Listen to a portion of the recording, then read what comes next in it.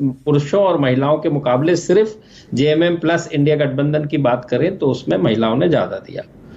और यहाँ भी जैसे सभी राज्यों में अब देखा गया है, यहाँ भी एक मुख्यमंत्री मैया सम्मान योजना, जो कि एक उसके चलते महिलाओं को 1,000 रुपए प्रति माह अगस्त से मिल रहा है, और आगे का प्रॉमिस किया है, जो कि एनडीए या बीजेपी ने भी किया हुआ है अपने मैनिफेस्टो में।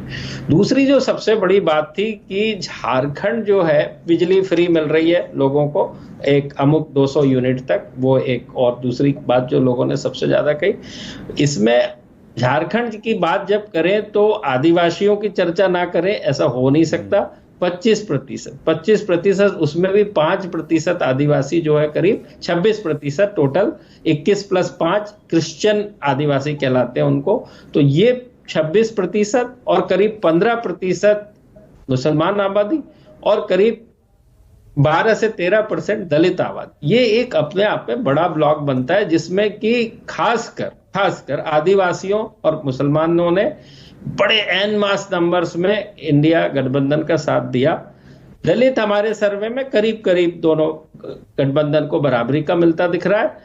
बड़ी मुख्य बात जो है, अब तीसरी जो बात है, ये तो बात हो गई कि जेएमएम क्यों जीत रहा है, बट एनडीए पीछे क्यों रह रहा है, इसका जानना बहुत जरूरी है यहाँ पे। और ये बहुत अहम सवाल इसलिए कि इस बार एनडीए ने या बीजेपी ने जो आसू एजेएसयू पार्टी है महतो की, वो अलग चुनाव लड़े थे और उनको करीब 8% 19 के चुनाव में वोट मिले थे।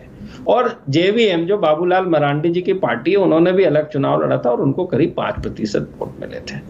इस बार हुआ यह है कि पिछले लोकसभा चुनाव में भी उस समय पार्टी का नाम था JKBSS, अभी नई पार्टी का वो हुआ उदय यहाँ पर झारखंड के अंदर, जिसका नाम है झारखंड लोक कल्याणकारी मोर्चा, जिसने कि करीब 8% वोट लिए, led by tiger Jairam Mahato के नाम से जाने जाते हैं। उनकी उम्र केवल अभी 30 साल है। हमारे पोल के मुताबिक उन्होंने 8% वोट लिए और 8% में 90% जो शेयर आ रहा है उनके वोट का, वो ओबीसी के चलते आ रहा है, ओबीसी से आ रहा है। तो यहां पर बड़ी तरीके से उन्होंने बीजेपी या एनडीए के वोट में सेंध लगाई है।